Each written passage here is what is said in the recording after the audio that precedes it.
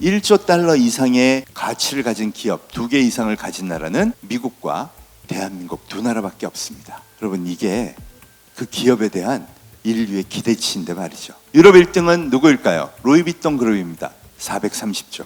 이게 유럽을 바라보는 인류의 미래성장 기대치예요. 아니, 대한민국에 2000조 기업이 탄생했는데, 그럼 일본은요? 도요다 415조. 이게 인류가 바라보는 일본의 미래 기대치예요. 중국은요? 1, 2, 3, 4등이요? 중국 공영은행들입니다. 제일 높은 게 한 550조 됩니다. 5위에 드디어 사기업이 나오더라고요. 중국의 5위 기업은 마오타이입니다. 여러분, 이게 인류가 바라보는 지금 현재 시각이에요. 제가 작년부터 얘기한 게 한국이 AI의 포텐셜이 어마어마하다는 거예요. 그냥 공학적으로 냉정하게 한번 봤습니다. 첫째, AI를 하려면 데이터 센터가 우선입니다. 그럼 반도체와 전기가 필요하겠네요. 이걸 다 갖고 있는 나라가요, 우리하고 중국밖에 없습니다. 미국은요, 전기 설비가 부족하고요, 제조업이 취약합니다. AI는 정말 막강하죠. 다른 나라들은 어떤가요? 반도체가 일단 없죠.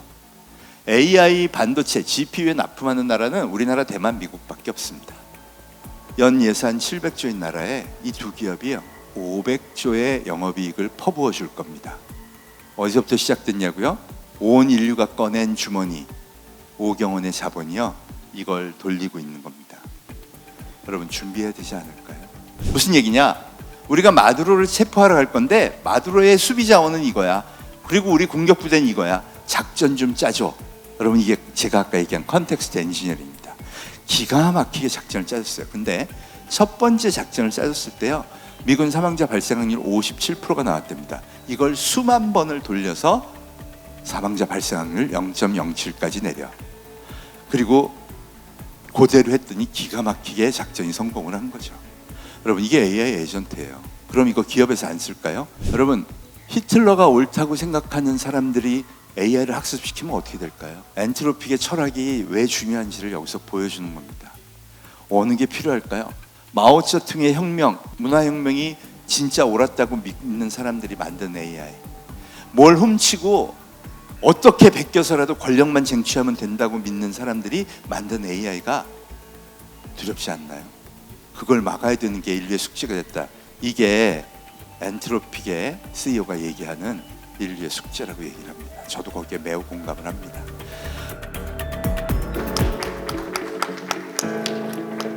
오늘 주제가요, 이 AX를 우리 국가적으로 또 산업별로 어떻게 할 거냐, 이겁니다. 그럼 제대로 알아야겠죠. 저는 이게 문명의 대전환을 이끄는 혁명이라고 얘기를 합니다. 그래서 제목도요, AI 사피엔스, 호모 사피엔스가 AI 없이는 살 수 없는 시대가 되었다는 뜻을 담고 있습니다. 제가 2024년에 포노 사피엔스의 다음 시리즈로 AI 사피엔스를 썼습니다. 스마트폰이 신체의 일부였는데 어느덧 AI가 인류의 신체의 일부가 돼가고 있다. 그리고 그 다음에 바로 또 책을 한 권 더 낼 수밖에 없었어요. 왜? 너무 변화가 빠른 겁니다. 그리고 6개월이 지났는데 또 완전히 달라졌죠. 올해는 에이전틱 AI 시대가 완전히 활짝 열렸습니다. 이 혁명을 진짜 실감하려면 도대체 어떤 변화가 지금 일어나고 있는지를 좀 다양한 각도에서 볼 필요가 있을 것 같습니다. 오늘 그 시각을 여러분하고 나누려고 합니다. AI 혁명이다. 우리가 10년 전에 한번 속은 적이 있죠. 알파고가 이세돌 이겼던 날. 그때 방송에서 난리가 났었는데 별일이 없었어요. 이번엔 뭐가 다르냐? 자본입니다. 어마어마한 자본이 AI에 다 모였죠. 그래서 금융가에서 지금 뭐라 그러냐면 AI 버블이다 그럽니다. 30년 만에 처음 버블. 30년 전에 닷컴 버블이 있었고요. 엄청나게 많은 돈이 인터넷에 다 몰렸다가 2000년 3월 10일 폭락을 합니다. 그날 나스닥이 80%를 폭락했습니다. 역사상 최대의 폭락이었죠. 그리고 30년 만에 다시 버블이라는 얘기가 나온 거예요. 그런데 역사를 보니까요, 그럼 인터넷 기업 80%가 파산했는데 인터넷을 그만뒀냐? 아닙니다. 결정적인 아이폰이 나온 건 2007년이에요. 아니, 버블이 터지고 7년이 지났는데 왜 그만두지 않은 걸까요? 버블은 거대 자본입니다. 그리고 묻지마 투자를 하죠. 인재를 다 끌어모으고요, 인터넷이라는 인프라 될지 안 될지도 모르는 거예요. 어마어마한 돈을 그 버블에 의해서 쏟아부을 수 있었죠. 그리고 혁명의 수레바퀴가 돌기 시작했습니다. 특히 젊은 인재들, 천재급 인재들이 인터넷에 참여한 이후에 회사가 망해도요, 나는 그만두지 않죠. 그래서 2005년 유튜브가 나오고 2008년 에어비앤비, 2010년 우버, 끝없는 혁명이 계속 수레바퀴를 돌려서 결국 인류는 스마트폰과 인터넷 없이 살 수 없는 새로운 디지털 문명으로 지금 도래해 있는 겁니다. 그리고 그 혁명을 일으켰던 자본이 이번에는 AI에 다 몰린 거죠. 어느 정도 규모일까요? 이것만 기억하시죠. 코로나 직전에 애플의 시총이 1,500조, 대부분 1,000조대입니다. 삼성전자가 370조. 이때도 이게 너무 높다 그랬는데요. 코로나가 터지면서 인류가 디지털로 달려갑니다. 당연히 빅테크 실적이 오르고 주식도 오르고요. 3년 있다 챗 GPT라는 괴물이 등장했는데 와, 이건 진짜야 검증이 되면서 데이터를 많이 갖고 있는 빅테크에 유리하겠다. 또 자본이 몰립니다. 여기 코로나 지원금이 당도합니다. 여러분, 전 세계가 화폐를 찍어서 돈을 쫙 시장에 풀어버렸어요. 그 돈이 또 증시에 몰렸죠. 이렇게 되면서 혁명의 불길이 전부 AI로 달려가기 시작합니다. 불과 4년 만에요. 마이크로소프트, 애플 3배 이상씩 다 성장을 했어요. 거기다 엔비디아는요. 2023년까지 280조였던 기업이 갑자기 15배가 오릅니다. 11등의 테슬라, 12등의 브로드컴, 17등의 텐센트까지 합해서 총 10개 기업이 AI 대표 기업이더라고요. 그래서 그 10개 기업의 시총을 다 모아봤더니 2경 3천조, 이게 인류가 AI에 투자한 자본의 규모였습니다. AI에 대한 기대치가 2경 3천조인 날 대한민국의 기대치는 2,500조였습니다. 그래서 거품 얘기가 이때부터 나왔죠. 2년 전입니다. 그런데 2025년이 되면서 이게 3경원을 넘어가고요. 올해가 되니까 4경원을 넘어갑니다. 전쟁으로 잠깐 주춤하는 것 같더니요. 5월 달이 되니까 4경 5천조, 6월 달이 되니까 드디어 5경 2천조가 됩니다. 여러분, 정확히 2년이 지나고 5경원의 자본이 AI에 다 모였어요. 그리고 1위에서 20위 중에 10개 기업이 AI 기업이라 그랬죠. 이제 15개입니다. 더 놀라운 건 이제 전 세계에서요. 1조 달러 이상의 가치를 가진 기업 2개 이상을 가진 나라는 미국과 대한민국 2나라밖에 없습니다. 여러분, 이게 그 기업에 대한 인류의 기대치인데 말이죠. 유럽 1등은 누구일까요? 루이비통 그룹입니다. 430조. 이게 유럽을 바라보는 인류의 미래성장 기대치예요. 아니, 대한민국에 2천조 기업이 탄생했는데, 그럼 일본은요? 도요타 415조. 이게 인류가 바라보는 일본의 미래 기대치예요. 중국은요? 1, 2, 3, 4등이요. 중국 공영은행들입니다.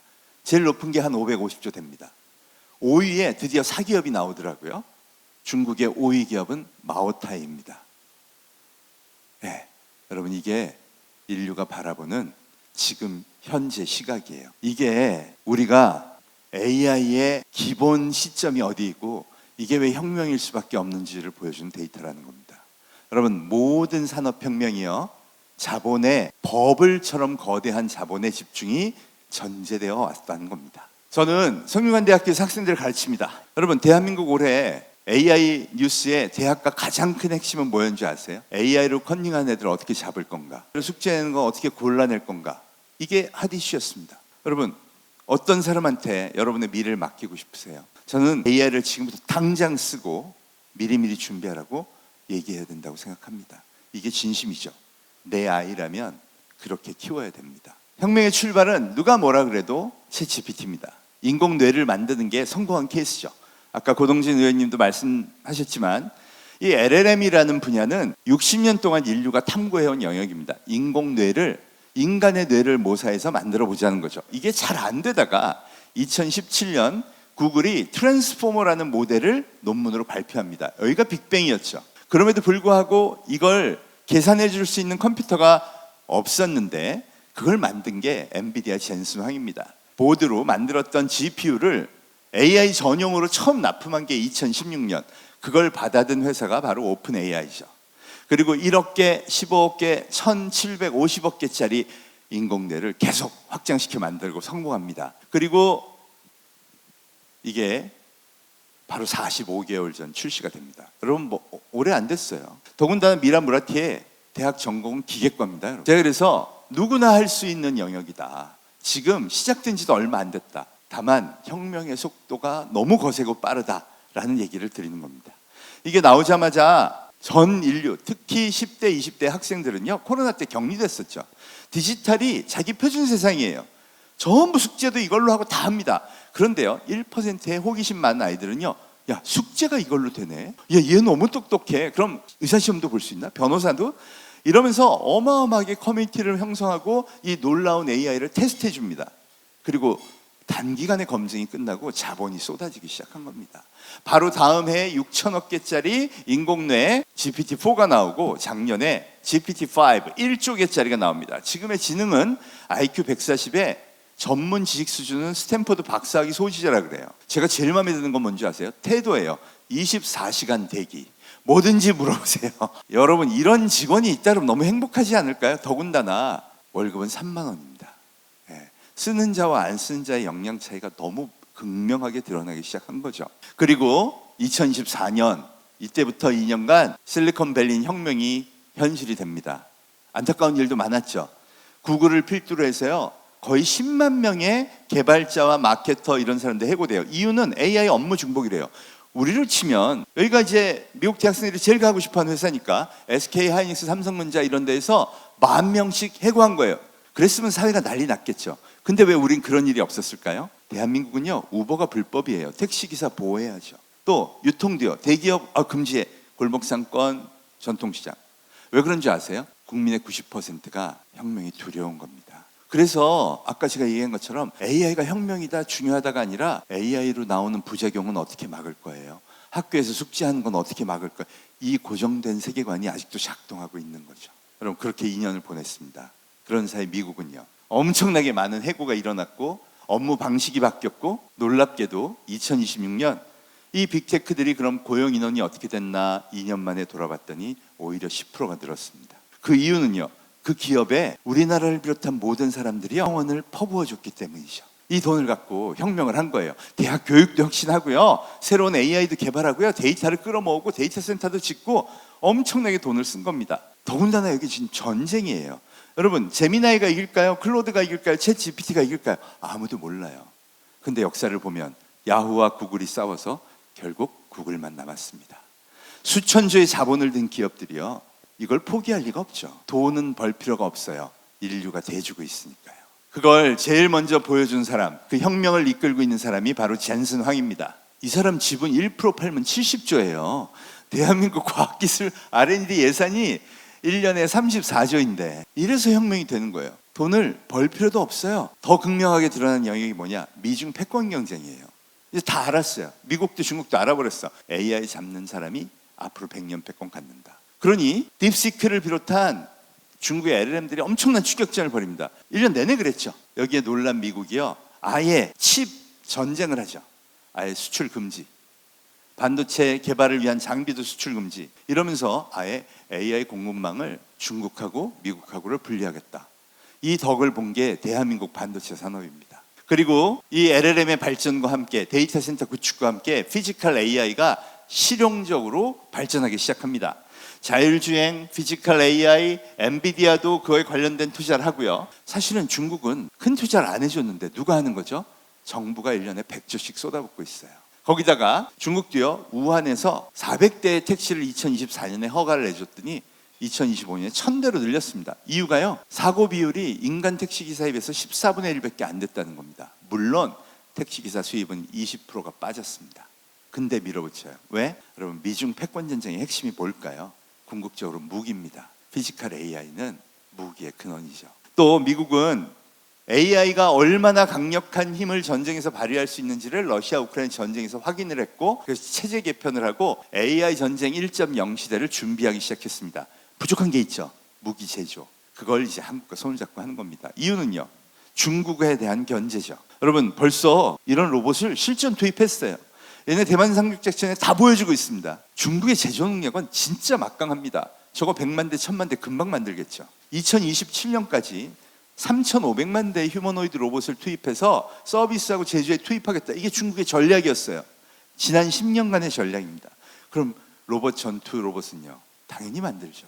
여러분, 상상해 볼까요? 저 100만 대가 서해안에 상륙합니다. 자폭드론 100만 대가 호위하고요. 이거 어떻게 막아야 되죠? 생존은 그 디펜스에 결정된다는 겁니다. 이걸 막기 위한 노력들이 지금 치열하게 올해에도 벌어지고 있는 거죠. 저는 이 전쟁에서 미국의 체제가 중국을 이길 거라고 봅니다. 그리고 주식시장도 그렇게 얘기하고 있죠. 3경 5천조의 자본이요, 미국 빅테크에 몰린 반면 중국은 1, 2, 3, 4 등이 금융회사, 그리고 5등이 마오타입니다. 아니, 중국이 로봇 기술도 엄청나다 그러고 잘한다는데 왜 투자 안 할까요? 여러분, 돈이 진심이에요. 첫째, AI를 하려면 데이터 센터가 우선입니다. 그럼 반도체와 전기가 필요하겠네요. 이걸 다 갖고 있는 나라가요, 우리하고 중국밖에 없습니다. 미국은요, 전기 설비가 부족하고요, 제조업이 취약합니다. AI는 정말 막강하죠. 다른 나라들은 어떤가요? 반도체가 일단 없죠.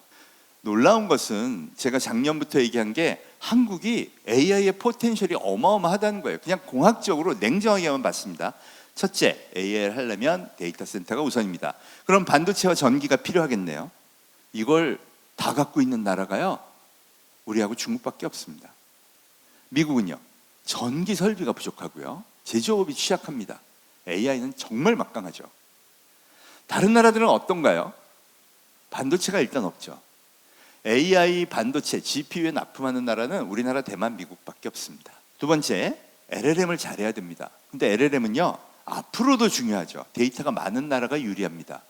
대한민국은 이미 디지털라이즈 많이 돼서 카카오, 네이버 같은 고유의 플랫폼을 갖고 있어요. 이 가치를 우습게 보면 안 됩니다, 여러분. 30년을 데이터를 모은 나라가 우리나라예요. 거기다가 학습의 주권을 다 가지고 있죠. 의료 데이터, 교육 데이터 어마어마하게 갖고 있습니다. 그 가치를 모르고 있을 뿐이죠. 그런데 대한민국이 다른 나라를 봤더니요, 다 미국 의존적이에요. 일본만 해도 네이버가 만든 라인을 쓰고 있죠. 데이터 주권이 없는 나라는 미래도 쉽지 않습니다. 다 함께 디지털 전환을 성공한 대한민국의 대표적 사례라는 거죠. 마지막이 제조업입니다. 결국 피지컬 AI가 승부처예요. 수천 개의, 수만 개의 반도체가 꼽히고요, 그게 데이터 센터하고 연결되고 칩 위에도 소프트웨어가 들어가야 되고요. 여러분, 그러면 반도체 엔지니어, LLM 엔지니어, 설계하는 사람, 제조업 역량까지 다 갖춘 이 삼박자를 모두 갖춘 나라는 우리하고 중국밖에 없어요. 반도체는 우리가 앞섭니다. 제조업은 중국이 아쉽게도 앞서고요. AI에 대한 투자는요, 규모부터가 일단 말도 안 되죠. 누가 이길까요? 그냥 1대1로 붙으면 우리가 질 게 뻔하죠. 1년에 300조씩 영업이익을 남기는 회사, 3년치가 미리 팔리는 회사, 그 사람은 피지컬 AI를 하고 싶대. 어떤 파트너를 고르나 보고 있겠죠. 이분이요, 10개월 동안 쇼핑을 하다가 돌아다니다가 자기가 선택한 사람이 이분들이에요. 그리고 이름도 깐부로 일부러 정했습니다. 여러분, 동양에서 자기 식구 빼고는 그 다음 누구죠? 친구, 깐부입니다. 이걸 더군다나 언론 다 불러놓고요, 쇼를 했어요. 무슨 얘기냐? 이쪽이 이쪽에 애걸해야 될 판인데 이분이요, 우리 깐부니까 아무도 건드리지 마, 이렇게 얘기를 한 겁니다. 그리고 그 다음 날은 SK 최태원 회장님 만났어요. 제가 그거 보고 한국 포텐 터진다? 아니나 다를까, 전 세계 펀드가 한국을 주목하기 시작한 시점이 바로 이때입니다. 여러분, 우리가 7,500 내려갔다고 되게 큰일 났다 그러는데요, 여러분, 작년 이맘때 2,700이었습니다. 이때부터 펌핑이 시작된 거고요. 전 세계가 젠슨 황의 깐부 국가를 주목하면서 그 기술력을 찾기 시작했고, 실적을 내는 반도체, 방산, 발전, 로봇 분야부터 쏟아지기 시작했어요. 특히 데이터 센터, 반도체가 엄청나게 필요하다는 거. 왜? 쟤네가 전쟁이거든요. 그 데이터 센터의 가치를 증명해 준 기업이 올해 선풍적인 센세이션을 일으키고 있는 엔트로픽입니다. 이들이 그동안에는 질문 잘해야 돼? 아니요, 그럴 필요 없어요. 모든 데이터를 다 넣어주고 나한테 시키세요. 모든 작전과 업무를 제가 수행해 드릴게요. 에이전틱 AI를 만들어낸 겁니다. 이게 컨텍스트 엔지니어링으로 불리죠. 그리고 그걸 어디서 증명했냐? 마두로 체포 때 증명해 버렸어요. 물론 엔트로픽은 도덕적 기업이라 이걸 되게 뭐라고 했습니다. 그리고 미국 정부에서 못 쓰게 하겠다라고까지 발표했어요. 그런데 미군이 이란 침공 때 또 써요. 얼마나 신뢰가 갔으면. 여러분, 그리고 3월 26일 GTC 2026에서요, 이 깐부의 효과가 벌써 나오기 시작합니다. 엄청난 HBM4를 삼성전자에서 오더내줬죠. SK 하이닉스 그랬죠. 로봇 같이 한다 그랬죠. 이러면서 가치가 올라가죠. 결국 이런 말도 안 되는 게 나온 거예요. 여러분, 분기 이익 57조, SK 하이닉스 더하면 95조. 어제 삼성전자 실적 나왔죠. 89조 4천억. 여러분, 가보지 못한 길을 우리가 지금 가는 거예요. 연 예산 700조인 나라에 이 두 기업이요, 500조의 영업이익을 퍼부어 줄 겁니다. 어디서부터 시작됐냐고요? 온 인류가 꺼낸 주머니, 5억 원의 자본이요, 이걸 돌리고 있는 겁니다. 여러분 준비해야 되지 않을까요? 제가 걱정되는 건 뭐냐, 엔트로픽의 CEO가 뭐라 그러냐, 제일 중요한 게 앞으로의 의지다. 여러분, 히틀러가 옳다고 생각하는 사람들이 AI를 학습시키면 어떻게 될까요? 엔트로픽의 철학이 왜 중요한지를 여기서 보여주는 겁니다. 어느 게 필요할까요? 마오쩌둥의 혁명, 문화혁명이 진짜 옳았다고 믿는 사람들이 만든 AI, 뭘 훔치고 어떻게 베껴서라도 권력만 쟁취하면 된다고 믿는 사람들이 만든 AI가 두렵지 않나요? 그걸 막아야 되는 게 인류의 숙제가 됐다. 이게 엔트로픽의 다리오 아모델리가 CEO가 얘기하는 인류의 숙제라고 얘기를 합니다. 저도 거기에 매우 공감을 합니다. 군사작전도 AI가 짜보자 그러고 클로드를 도입한 거예요. 무슨 얘기냐? 우리가 마두로를 체포하러 갈 건데 마두로의 수비 자원은 이거야, 그리고 우리 공격부대는 이거야, 작전 좀 짜줘. 여러분, 이게 제가 아까 얘기한 컨텍스트 엔지니어링입니다. 기가 막히게 작전을 짜줬어요. 근데 첫 번째 작전을 짜줬을 때요, 미군 사망자 발생 확률 57%가 나왔답니다. 이걸 수만 번을 돌려서 사망자 발생 확률 0.07까지 내려, 그리고 그대로 했더니 기가 막히게 작전이 성공을 한 거죠. 여러분, 이게 AI 에이전트예요. 그럼 이거 기업에서 안 쓸까요? 삼성전자 이번 분기 177조 매출, 영업이익 89.4조, 한 번도 가지 못한 길이에요. 그럼 매입은 얼마나 해야 될까요? 물류는요, 가격은 어떻게 결정하죠? 사람의 한계를 얘가 극복할 수 있지 않을까요?